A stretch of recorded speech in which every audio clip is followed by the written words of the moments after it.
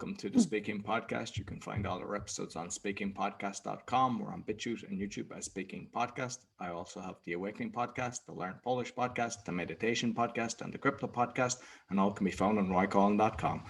Today, my guest, I would say, I don't know, English, Australian, but now in America. Please welcome Tanya Targett Camacho. Did I do it justice? Yes, you got it. You got it spot on. You did awesome. Thank you for having me. I'm excited to be here. You might let the audience know. Who's Tanya? Well, it's a great point. Yeah, I was born in England, moved to Australia, and now I'm in the US. So I'm actually a former investigative news journalist. I'm an award-winning news journalist turned video speaking and media strategist. Ooh, very interesting. It sounds super impressive, doesn't it? It's that great elevator pitch. Well, it was an elevator. It was like the first level, and your pitch is done. Yeah. Excellent. But it basically just means that I'm a professional story hunter. I'm an award-winning journalist. So I used to find really bad guys and send them to jail. I sent a few bad guys to jail. And my passion is finding stories and finding truth. And so now what I do is I help entrepreneurs, speakers, authors, coaches find the best parts of their story and their truth to make massive income, impact, and influence. Very good. So before we delve into that, because that's very interesting, I'd like to know, you moved from the UK to Australia. Like, were you shy? Were you outgoing? How did it work? Oh my goodness. Yeah, I was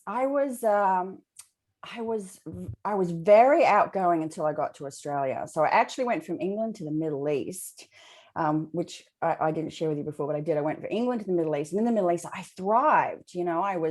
The education system was very different. And so I was with older students, and I was a very gifted I was a very gifted child. I say gifted child because when I became a teenager, all that went out the window, but I was academically very, very bright. And when I moved to Australia, they didn't know where to put me. So they put me in a grade that was basically, I should have been in first grade and I was in third grade. So I was 2 years younger than all the kids. And I had snow white hair, dressed in flares that were way too short for me, very tomboy with this posh British accent. And so I went on the first day of school expecting it to be awesome because I was so good at school, and it just became awful. Actually, I didn't fit in, and it stayed that way for a really long time. And so I would, don't feel sorry for me, but I would go and eat lunch on my own a lot.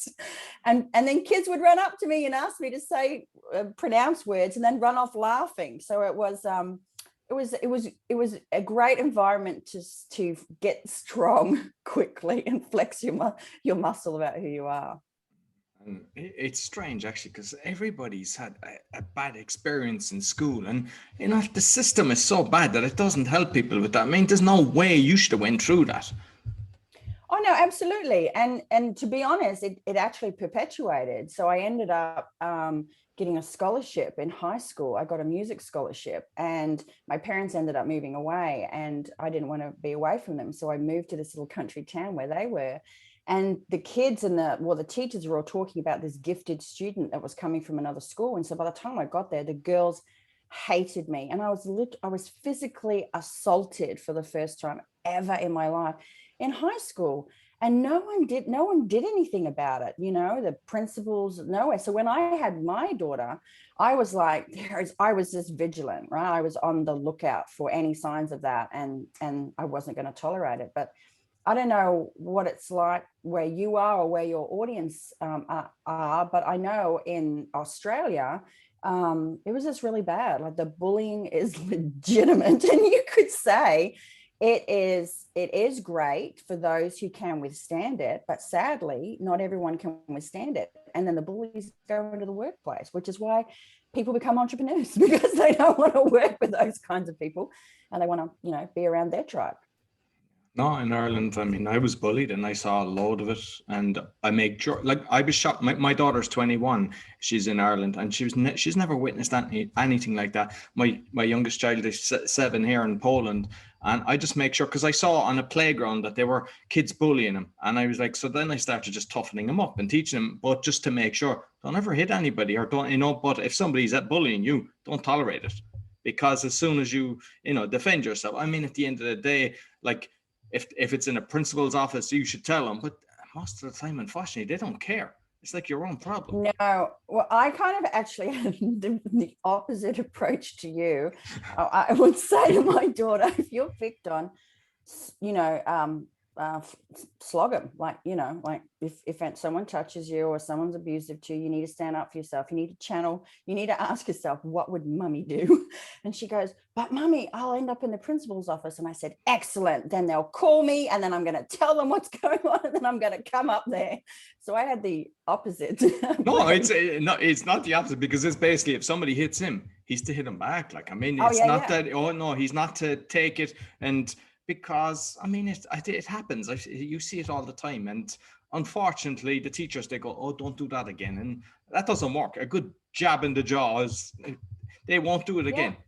And I think, you know, I think it's really good for kids, not that we want our kids or friends or anyone to go through bullying, but I think also there's this interesting line, like there are kids being kids, and that does help develop mental toughness and resilience and all that kind of thing. And I think the teachers are the ones that go, oh, it's just kids being kids. No, well, there are kids being kids. And as parents, it is important that our children, you know, do learn to stick up for themselves and get a little bit tough, because, you know, life is, you know, I'm a Rocky fan. So, you know, you are going to get hit hard. You are going to fall down. You are going to need to keep getting up and keep going, right? Life isn't full of rainbows and lollipops, but there's that. And then there's bullying. Right. And so that a little bit of it is normal, and I think it's good character development, but then it can cross the line. And I think teachers in particular just go, because it's easy. Oh, it's just kids being kids. No, it's not. There's a line where kids being kids becomes bullies. Yeah, I was a Rocky fan as well. My first dog was called Rocky because he had a black eye kind of ear, and the rest was white. So, yeah. And you see, people don't realize as well, there's a lot of bullying in the workplace. And, you know, it's not just on the school ground. There is a load of people that are actually bullying employees. Oh, yeah. And what I don't like, even though I like his style as a chef and everything, but, you know, like the reality show, like Gordon Ramsay, he's verbally abusing people. Oh, he's a bully. They're glorifying it as being good. And if other people are looking at that, they think it's normal. It is not normal. It shouldn't be tolerated at all. I don't know how that is accepted to be put out there. You know, he's calling people idiot sandwiches and stuff like that, putting bread up to their head. But like that, you don't know how that person reacts the next day. Absolutely. But I do have to say, it does make for compelling TV. Am I allowed to own up to that? But I totally agree with you. Like, he really is a bully. And I don't know what happens when they go home. Like, he is just brutal. But from a voyeuristic point of view, you know, I can see where it gets the ratings. I mean, he is rather hilarious, but it's not cool. Yeah, no, exactly. Well, I mean, you'll see him off camera, and he seems to be a very nice guy, and he seems to be a great father as well. It's just a show thing, but unfortunately, the public they can't kind of decipher the difference, and they think it's okay to bully someone in the workplace, and it's not. You know? No. So schoolyard bullies become workplace bullies. Yeah.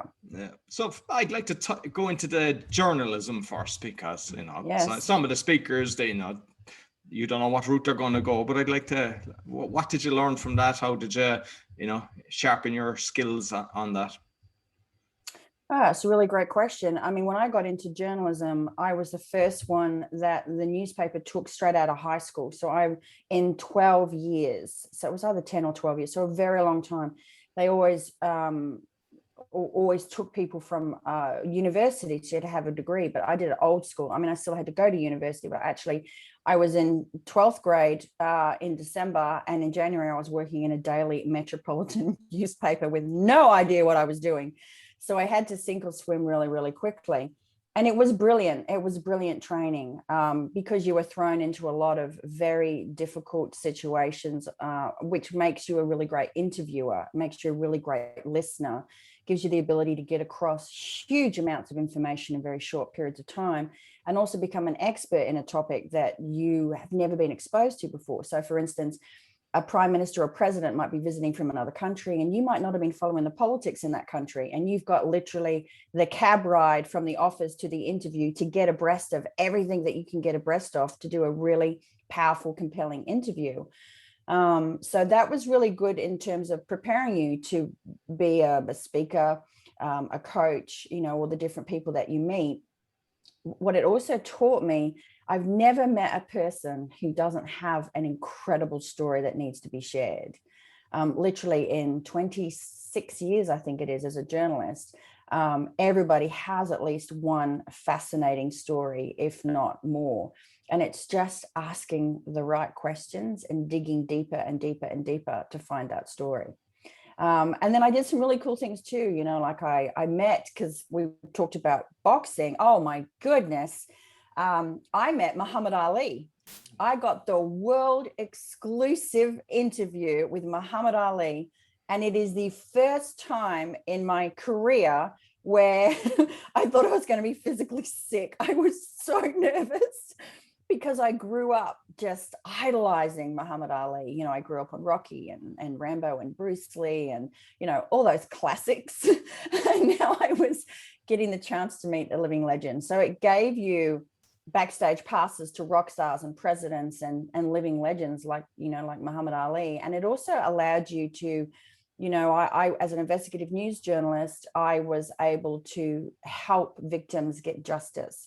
So I was able to do legwork to find evidence for sexual assault cases and pedophilia. And I've put priests in jail and took cameras in undercover, which 60 Minutes used for their lead story 2 weeks in a row in Australia. And yeah, so it was a great opportunity to actually make a difference and see people who didn't get justice, as well as all the other cool stuff.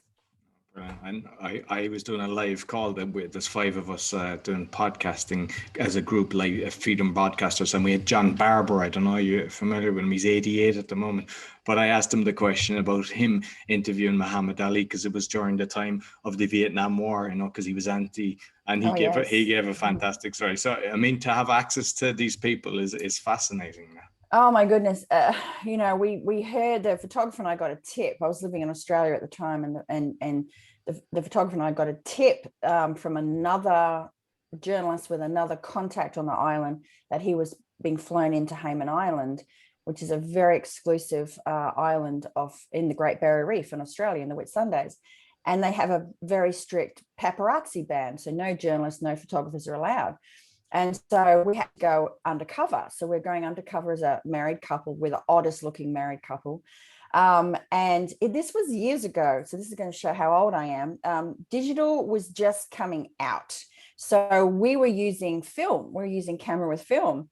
And even though there was a photo lab on the island, we didn't trust the photo lab because they might confiscate the images.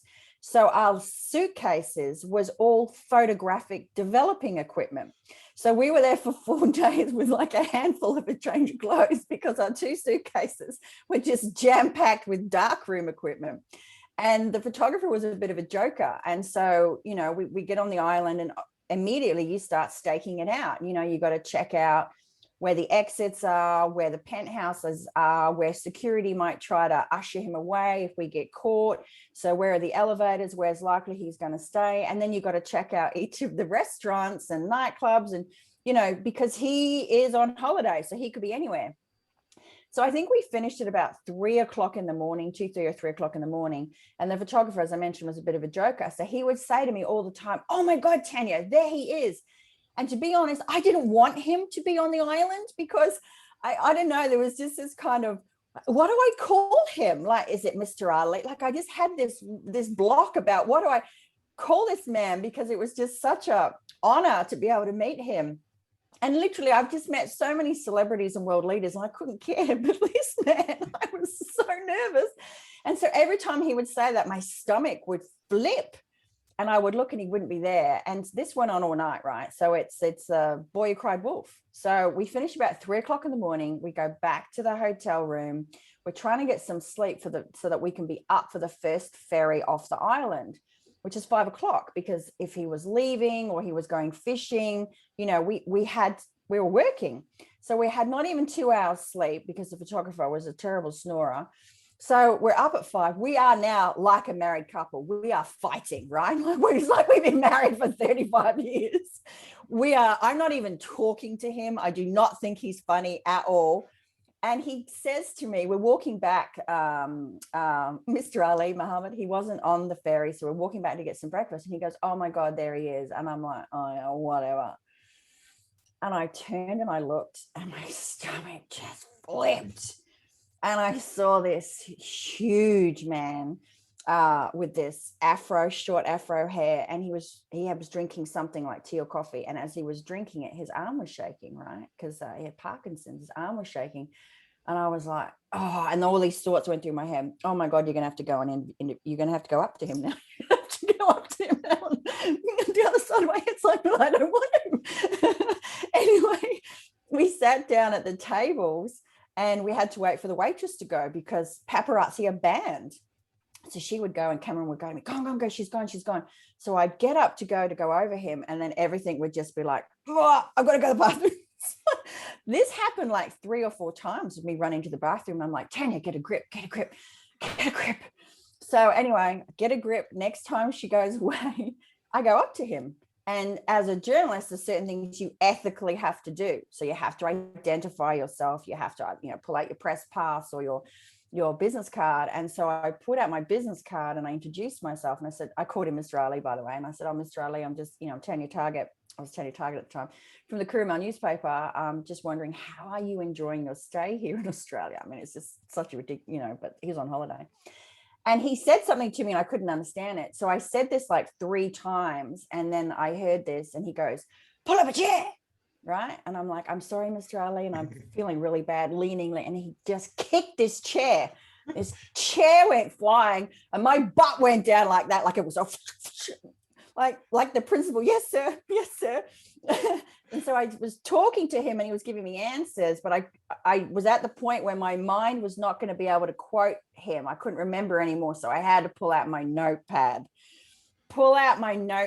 quickly write down what he said, ask him a couple more questions, and then whooshka, all these people, like probably about 30-35 people, just huddled around him, split us up, escorting him back, yelling and all this at us. The photographer's trying to get shots.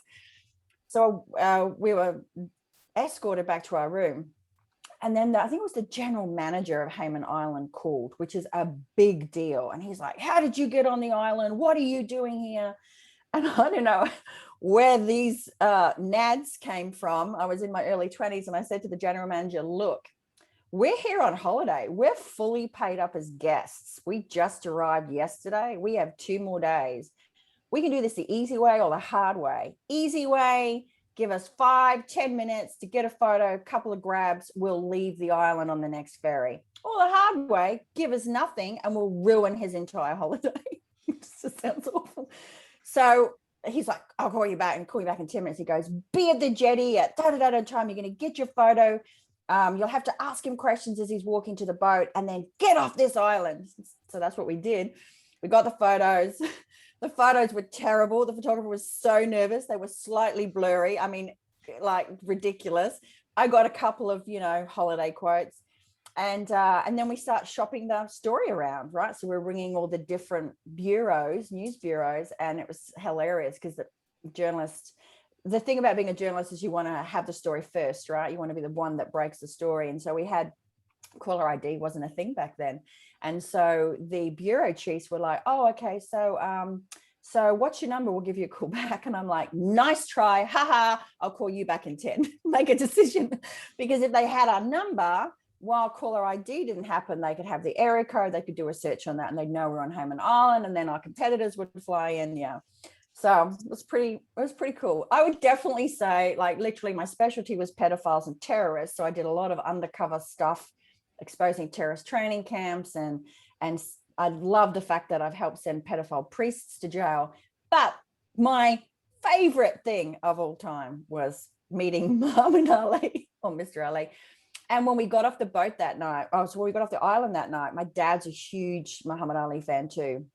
And I called him, it was about, I think it was like 11:30, because the paper goes to bed. We call it going to bed at 11:20, which means that any news that comes out after that is pretty much missed, right? So if you've got a really great story, it's technically safe to tell other people about it after the newspaper's gone to bed, unless of course they can tell TV or radio. But I was pretty confident I could, share that with my dad. So it was like, 11:30 at night, and I called him and I said, hey, Dad, I said, guess who I just interviewed? And he's like, who? And I went, Cassius Clay.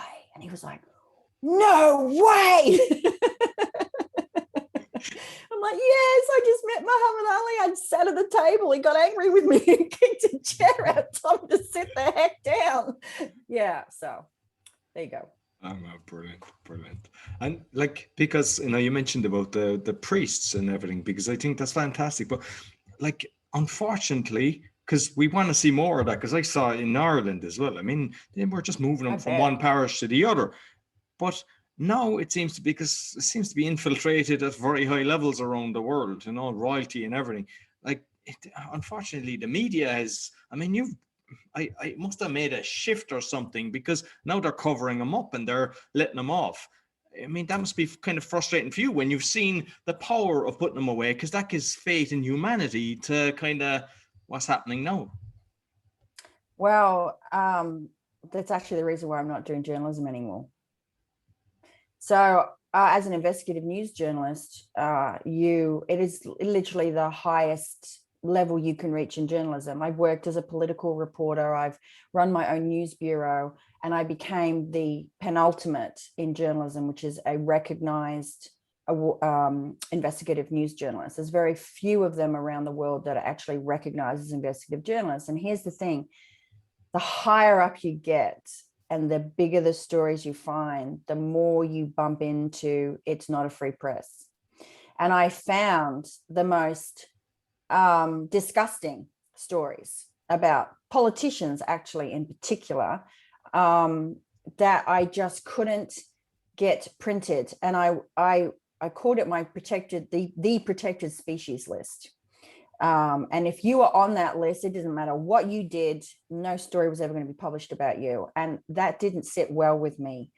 I was there to freedom of the press, to share these stories, to uncover these injustices, to expose corruption. And I was being censored. And so I was like, well, I'm out of here. This is not, and I'm watching and I'm waiting. Maybe one day I'll go back when real journalism can actually happen. But at the moment, I totally agree with you. I mean, I'm here in America. Oh my goodness. Everyone talks about the American press, and I didn't really, I watched it, but now I'm over here and I'm living it. It's not journalism, it's opinion. It's not unprejudiced reporting, investigative reporting. It's a magazine article everywhere. And I think what I've been waiting for is a correction, right? So you have like Watergate, and I'm waiting. And so we had this expose, and we've got this fake news, and there is a lot of fake news around. But the problem is the impact is that there is a lot of true news around, but it gets labeled fake news. And there's been so much conditioning that the news is fake that even the truth is now not recognized. And so I'm waiting. I actually thought it was going to happen last year. I thought we were at that kind of that balancing point in America where there was going to be big exposés and we were going to get real journalism back, but it didn't happen. So I don't know if it'll ever happen. But if and when it does, that's probably when I'll go back to it. But until then, I don't like finding stories about people that really need to be told in the public interest and aren't going to get told ever. Absolutely. And there we go. I'll hop off my soapbox now. No, but I like the beauty is maybe 2-3 years ago, 99% of people weren't aware of it, but there's a lot more after waking up to what they're doing. Because even say in the UK, there was 1.7 million people protesting recently, 0 from the BBC. In Ireland, loads, 0 from RT. It's all over they're just hushing it down. But when that happens, then people kind of they go against them. They realize, and then they spot a lot more. Well, there's other problems too. Like years ago, you could get on the front page of Google by appearing in the media, in big media outlets, and it was organic. I don't know what made them think it was okay for news outlets to be able to pay to be on the front page of Google. So now the stories. Google used to just it would throw this and this at you based on public interest and newsworthy content for news outlets. I'm talking about, not other stuff. Now different news outlets can pay to get that premier spot on the front page of Google. So you're not, and with all the algorithms, you're not seeing the full story. You're seeing what the algorithms tell you to see. And you're seeing, in terms of news, because I still digest a lot of news, you're seeing what's paid for you to see. That, I don't know how you're going to fix that, but that's a major flaw, a major fault in the system. If we're going to have access to true and accurate reporting, then that's got to change as well, so that we're seeing the news rather than what news outlets are paying that they want us to see. Not sure if you've seen Project Veritas, I think it's called. They're exposing a lot of the corruption going on at the moment, and they're taking the likes of Twitter to court for all the lies that they're doing. So, and there's, I think, the Light Workers is a paper as well that's getting articles. So it's slow, but I think it's going to be hurting the other guys in the pocket, because at the end of the day, they need people to be paying for the subscriptions or buying the newspapers or something. And when people wake up, they stop supporting it and they support the good boys. And hopefully we'll see the shift that you'd like to, get you back, get another, get another. Let me at him. Let me off the leash. And what's strange, because you were talking about getting really nervous for Muhammad Ali, but you didn't get nervous like for politicians and everything. And for me, no. I've had lots of different people on the show and on the live calls, especially, Clay Clark, Sherry Tenpenny, but for some reason with David Icke, because I've read a few of his, I just got extremely nervous as I'm talking. It's happening because I've had him on my own show and then the live show, and it's never happened to anybody else when I'm doing it. And it's strange, isn't it, that you? Yeah, it is. Yeah, but I totally get it. It doesn't make sense, but it makes sense. Yeah. So I mean, we kind of went off in a little tangent to where I thought we'd go, but it's extremely interesting anyway. But so like you've done a lot of workshops, because I know that so you might tell us about the kind of workshops you've done and how you structure them. Yeah, sure. So I actually run sold out workshops in Australia and in America. And so the workshops have been around media and publicity. So how to create $100,000 in free media and publicity. So just using my skills, obviously, as a journalist to help them find the best pieces of their story, the best angles, the best elements of their expertise, so they can go and get featured on TV and in various publications, so they can put those as seen logos on their website.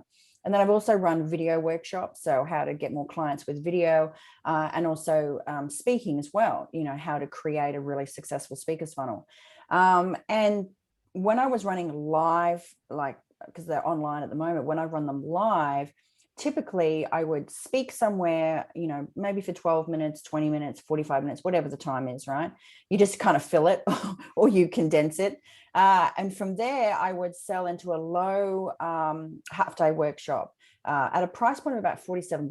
And the reason I would do that is because it's a no-brainer. When you go to attend an event, you don't go there thinking, I'm going to spend money on what the speaker's offering. You go there thinking, I'm not going to spend anything. I don't care what the speaker's offering, right? But when the speaker, you like the speaker and you're like, oh, she's all right. She hasn't got two heads or anything. I'm interested in that media stuff. I'll see what she's offering. If it's like, no, I'm not going to do it. And you come out and you go, it's $47 to come spend a day with me. They're like, I'm in, right? It's a no-brainer. So I have what I call a no-brainer, low level no-brainer offer where they come and spend more time with me. So it'll be $47 into this workshop, and in this half day, it was really one day, but I call it half day workshop, they would get, all these other skills. But if they actually want to learn how to write press releases and how to pitch properly and all that good stuff, they need to come to the next level. So the next level was $4,250, and that was a 2.5 day workshop. And my conversion rates were off the charts. So low price point 47, I converted at least 30% of any room into my half day workshop. And in the half day workshop, they fall in love with you. They know, like, and trust you. They clearly see your expertise. So all of these objections are naturally overcome. And then at that workshop, I would offer into 4,250. The minimum conversion I would do would be 30% of the room when I first started. Once I got cracking, I was 50% of the room was my average. And on my best day, I converted 85% of the room. That's incredible. Yeah. Now, the other thing too here is that these were small rooms. I want to share that because small rooms have the intimacy factor. So you're looking at 25 people, 25 to 30 people in a room. And on a bad day, I was walking away with like 32,000 on a bad day. On my best day, it was 75,000 for that 5 hours work. So you don't need to have, and I've spoken in front of thousands of people too, but the bigger the room, the less of the intimacy factor. And it's also when you're in a workshop, when you're in a small room, and you've got like 25, 30 people, something that I did that was unique that other speakers don't do is I don't hand out the enrollment form, right? What I do is during a break, I'll go and speak to each person. I'll let the room know. I'll say, hey guys, what we're going to do now is we're going to take a quick break. We're all going to have a little bit of a breath, and I'm going to come in and check in with you really, really quickly how you feel about coming and spending a little bit more time with me. Now, the sooner I can check in with everyone, the sooner we can get back to the awesome content. For sure, I'm not silly. I've saved the best for last. So what we're going to do is, we're going to have a quick little break. I'm going to come in and check with each one of you super quick to see how you feel about coming and spending more time with me. And then we're going to come back into the awesome content and finish with the best piece yet. Then when I went and spoke to each person, if they wanted to come to the workshop, I would then go to the front of the room, get an enrollment form, and then I would come back. And I did have an assistant, and I trained her to do the same. Now, the reason that we're doing that is because that movement back and forth creates momentum in the room and this sense of missing out, so that you're tapping into these other psychological factors.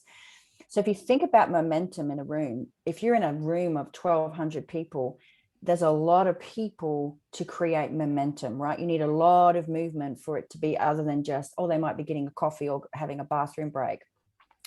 And then the other thing too is that when you're spending all that time, so you have that half-day workshop with people, you're giving such great content that the law of reciprocity also kicks in. They feel like they want to give something back to you. And so when you're going and talking to them, instead of them recoiling, being nervous about that conversation, they're leaning into it because they really like you, they get a sense about you, and they want to do what they can to reciprocate the gift that you have given to them. So it's really powerful. Excellent. Did you think of writing a book on sales at all? I've seen a lot of things in my life, but that's one I haven't heard. Like 47 in, and then you're, multiples of 100 of it. Like that's and I became a bit of a diva too. Like it's just hilarious because when the very first time I sold was because I was like speaking. I was, as a journalist, you get asked to speak all over the place. So speaking wasn't an issue for me. But the first time I had to sell from stage, I was a single mom at the time, and I literally had enough money in the bank for about 6 weeks. And so I had all this pressure on me. And so the first time I actually went to sell from stage, which is very different to speaking from stage. And I was super nervous because I'd spoken and tried to sell and sold nothing. Everyone was just like, you're such a great speaker. You're so inspirational. But no one was yet inspired enough to open their wallets, right? And I'm like, what the? So I learned how to sell from stage, but I still had that old tape in my head going, Tanya, you've tried this before and it didn't work. And I'm like, yeah, but I actually didn't really know how to do it. Anyway, I heard all that negative chitter chat. I call it the itty bitty shitty committee, right? And like, you can't do this, blah, blah. And so 5 minutes into my talk, I came to my personal story. I started to lose it. I'm not talking about like a beautiful Hollywood, like little trickle tear. I'm talking about couldn't catch my breath, just lost it because all the pressure of the last couple of months came down upon me. My chin is quivering. I can't catch my breath. I'm like, this is just awful. Anyway, somehow I managed to gain composure. It was the worst talk I've ever done. In fact, a friend of mine, who I didn't know at the time, like he was just sitting there in the audience with his wife. A couple of years later, he said to me, we were talking about it, and he goes, oh yeah, remember how much you sucked back then? And I'm like, oh yeah, I do. But people obviously felt sorry for me, decided to come to the $47 workshop, right? They're like, oh, poor Tanya. We want to support her. The poor thing. We'll just, what's $47 to cheer her on? Like, we'll just come along and support her. at that $47 workshop, I sold $12,500. I'd never, ever sold that much. And you're going back 7-8 years now. You could not wipe the grin off my face. I had been living on $125 to my daughter and I for groceries, and 12,500, like our groceries were taken care of for the next year. I was on cloud nine. It was unbelievable. So I did that a few times. And then within 6 months, I was turning over six figures, and with 18 months, I had a six-figure income. But I was like, I did so many of them, I could predict, right? Your numbers. If I put this many people in the room, I know this is my minimum conversion rate. So this is what I'll walk away with. And I'd look at it and I go, really? Like 28,000? I don't even know if I can be bothered to do that. I'm like really tired. Like, how embarrassing is that? That is such a diva. But it was like, I'm really tired. Maybe I should just cancel that one. I don't know if I can be bothered for 28. Like, Tanya, 28,000. Wake up to yourself. So yeah, I became a little bit not ever precious on stage, but behind the scenes, I kind of had these conversations because speaking is a phenomenal income stream. And better yet, it's a phenomenal way to get to know people, to truly make that impact. I mean, people that came in as students, 8 years ago are some of my dearest friends. We've jumped out of planes together. We've done all kinds of crazy stuff. And, that's the power, that's the intimacy factor, right? That's that speaking of being there in the room, feeling the energy of people. It's very powerful. So not just the money. Oh, brilliant. Love it. And for people that kind of aspire to be on TV, what kind of tips and tricks can they give them? Oh, great question. So are they going on TV, or are they wanting to get on TV? Are you talking about, I'm getting ready to go and do my interview? Well, probably both, because I mean, like, I know that years ago I was on TV for something and I just panicked and they didn't air it. So yes. But no, because what I done is I done part of the manual in the Toastmasters was actually as if you were being interviewed and everything. And then I just started doing podcasts and everything, and obviously overcame my share of fear of public speaking. But I know that some people, they want to do it, or else they panic as well. I mean, you panic with Muhammad Ali, and I panic with David Icke, but some people panic constantly, Yes. So there's a few different things that you can do, but the first thing is, let's look at outfit. Okay. So choose something that people tell you whenever you wear it, everyone's like, oh my God, I love that on you. It looks so great. Right. So you want to choose something that you get a lot of compliments on, because it means it's got a high likelihood that's going to make you pop, unless that color is red or orange, which can be very funny with cameras and lighting, and patterns can be very challenging as well. So try to stay away from like shark's tooth. I always recommend like block colors. Like if I was going on TV, I would probably, this shirt would be fine. I could put a jacket with it, but a black jacket would be probably too dark. So you need to think about that. Tailored is best when you're going on TV, because TV does add weight to you. So the outfit that you want to pick, always sit down in front of a mirror or get someone to take a photo of you sitting down. You want to make sure that there's no buttons pulling, that there's not too much of your sock showing. There's not too much of your leg showing, because the viewer at home is just staring at you for maybe 2 or 3 minutes, right? They're going to, if there's something not right, it's going to irritate them and they're going to hone in on it. Like, oh my God, look at her. Look at the shirt. Oh my God, I can't believe she's wearing that on TV, right? That's just a reality. But the other reality too is, if you're uncomfortable because it pulls, you're not going to be able to be in the moment. You're going to be thinking too much about your outfit. So think about your outfit. Now, if they shoot you outdoors, as quite often they do, and you're a lady, I want you to think about heels, because they might want you to walk and talk, and they might want you to go on grass. So don't wear stiletto heels if they're going to be interviewing you outside. Also, if you're wearing a dress, you need to think about the fact that they're going to put a sound pack down your back. So ideally, wear a shirt and a skirt. Now, I've worn a dress. I'm fine with it. I know what to expect. But just be aware, it's going to be a little bit uncomfortable and a little bit invasive as they try to get that cord down or up your skirt and then your microphone. So a shirt and skirt can be great. So that's your outfit. In terms of hair and makeup, always get your hair freshly done. And they don't always do your makeup. A lot of times they don't actually do your makeup. They'll put a bit of shine powder on. Avoid wearing dark lipstick and dark colors, okay? Because you want to look fresh, you want to look inviting on camera. Now, so that's just your basic outfit. Here is a pro tip, okay? Now, if I was going, I'm not really wearing what I would normally wear. I always wear, and I do this on big stages, I wear an anchor piece of jewelry, right? Now, boys, you could wear an anchor piece of jewelry too. It could go under your suit jacket. Always, by the way, get your collar starched, boys, when you're going on TV, or get those little things that go in the collar so it looks, so you don't look limp on TV. You want to look nice and right.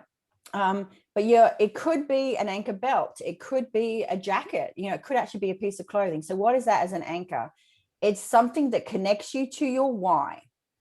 It's something that's going to get rid of nerves. So I have several pieces of ankle jewelry that I can switch in and out. I wear elephant earrings typically, or I have an elephant necklace, and I also have an elephant ring. And I can wear all three if I want to. If I really need my superhero cape, I can wear all three if I didn't sleep well. If I'm feeling pretty good, but I just need something to play with to remind me about my why, I can wear my elephant ring. Now, what that does is it connects me to my why. Elephants are all about family. You know, I have a daughter, I have two daughters, I have a husband. And why am I doing this? Well, I'm doing this for them, and I'm doing this for other families as well. So it connects it to me. And that really helps with your nerves. So having that anchor piece of jewelry is a big one. The other thing too is if I was on TV right now, my energy would be so much higher. Okay. So understanding that the camera acts as a filter, and never, even though I'm just talking to you relaxed right now, I'm not leaning back in my chair. I'm sitting on the top third of my chair, supporting myself. And you want to smiles. Okay. So you want to smile with your eyes as well as your mouth, and you want to lift your energy. And listen, right? So get your outfit sorted, wear an anchor piece of jewelry, sit on the top third of the chair and listen. And if you don't understand a question, ask for it to be repeated. Now, here's how you don't freak out. Remember, when you're looking into the camera or just past it, they'll often have you look at an eye line just to the side of the camera. You are speaking to mum and dad at home. The interviewer is, yes, asking some questions, but the information you are giving is to the mum and dad at home. So when you're looking in the camera, you're looking at the interviewer, you're answering the question, I want you to imagine who it is that you are speaking to. And the cool thing about this is if say we were talking about a conspiracy theory, right? So we were talking about vaccines, or we were talking about something global warming, right? Some people believe it, some people don't.